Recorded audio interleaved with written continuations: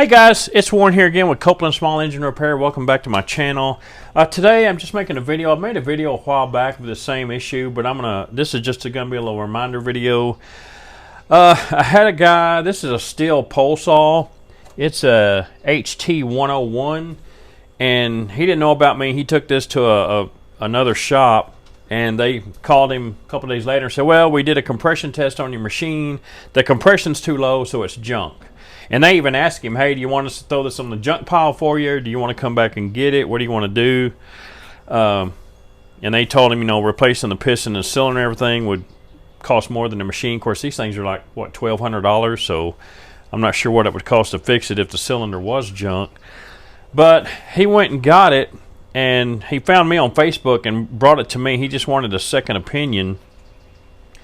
So he brought it to me to let me check it out.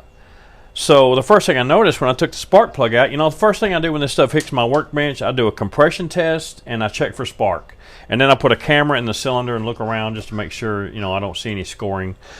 But the first thing I noticed as soon as I put it on my workbench and took the spark plug out is it has one of these spark plugs with these tiny little 10mm threads.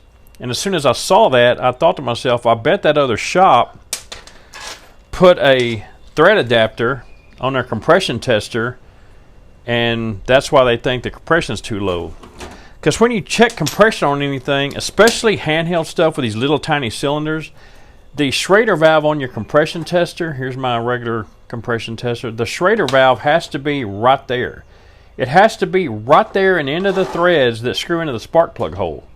If it's not, if that Schrader valve is anywhere down the line somewhere else, it's going to add that extra volume to the total volume of the cylinder. And when these pistons in this handheld stuff are all the way at the very top, the volume inside that cylinder is tiny. So a lot of times one of these thread adapters, it's just a straight through adapter. There's no Schrader valve in it. These things can add, you know, they can almost double the volume that you're trying to measure the compression in. And, you know, it's funny when I posted last video, people are like, well, you know, that's not how air pressure works. You don't know what you're talking about. It's pretty funny. But adding one of these thread adapters to your compression tester, if the thread adapter doesn't have a Schrader valve in it, you're going to get a very inaccurate reading. So I'm going to check the compression on this thing. I'm going to take my compression tester, just like they did, and it's got the Schrader valve right there in the end of it, just like it's supposed to. But to fit these 10mm threads, I'm going to put this thread adapter on here. It's like, oh, I need it to fit those threads, so let me screw my thread adapter on here. And then I'll screw that into the cylinder. And I'm going to check the compression on this thing. And the length of the hose on your compression tester doesn't matter. I've already made video to show you that the length of the hose doesn't matter. I actually used a 5-foot long hose to do a compression test to prove that. But let me screw this in here. Okay, I got my compression tester in there. We're going to start at 0. Let me pump this thing up. We'll see what our compression comes out to. Let me get to where I can see it so I know when to stop.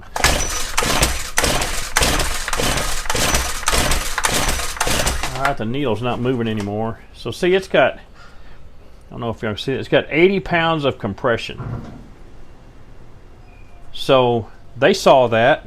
I guarantee you they saw that and went, well, it's only got 80 pounds compression. Man, that's just not enough compression. The thing's junk.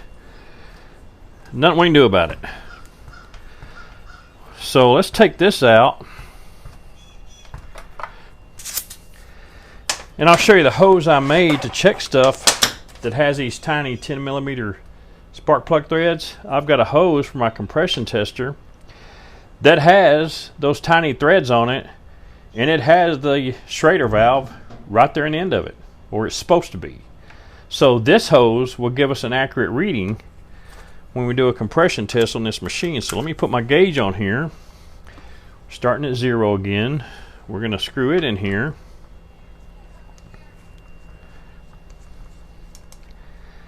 Alright. Now with the proper tool to check compression on this thing, let's see what the compression is.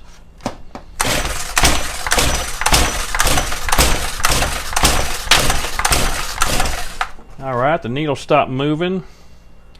We have 130 PSI compression. See if I can get you over here. 130 psi, which is plenty, which is fine. There's nothing wrong with this machine. So, well, we go from 80 to 130. That's a pretty big difference. And I guarantee you what they did, I bet they screwed a thread adapter on their compression tester. And it makes you wonder, he didn't tell me the name of the shop he took it to, and I didn't ask, but it makes you wonder, how many people is this shop telling, hey, your machine doesn't have enough compression? You know, are they doing this on purpose and trying to get these machines, you know, get people to give them to them as junk so they can resell them? Do they actually not knowing what they're doing, and they, you know, it's just a mistake, and they're actually telling these people because they actually believe their machines aren't any good? But whenever you test something, whatever it is, make sure your compression tester has the Schrader valve right there in the end. Now, the bigger the cylinder gets, the less difference this adapter is going to make. It makes such a huge difference on this tiny handheld stuff because the cylinder is already so tiny. So you're adding a bigger percentage of volume when you add one of these little adapters to your compression tester. Now, if you went to check the compression on a V8 Chevy engine and you put this on your compression tester, you know, just for some weird reason, say it had tiny threads for a spark plug, this amount of volume wouldn't make that big a difference. It would make some difference, but you probably wouldn't notice it. But the smaller the cylinder gets, the bigger difference these make. And I've just got I never use this anymore. This is just one I had from years ago, and I bought it just to make a video to prove this. But anything that comes in my shop, if I do a compression test on it, first off, I only do compression tests usually on 2-cycle equipment or handheld stuff. This is a 4-mix. But I usually only do it on the handheld stuff. Any 4-cycle stuff like generators and zero turns and ride mowers, all that bigger stuff, you know, I do a cylinder leak down test. And I also will look into the cylinder if I think there's a problem with my little camera. But that's my video for today. Make sure all this stuff, even, you know, especially the stuff that's handheld, if it's got these little 10 millimeter threads on the spark plug, make damn sure your compression tester hose has the Schrader valve. It has those threads and the Schrader valves right there. Do not use one of these adapters or it's going to throw your test results way off. Anyway, I got to get back to work. Catch me later.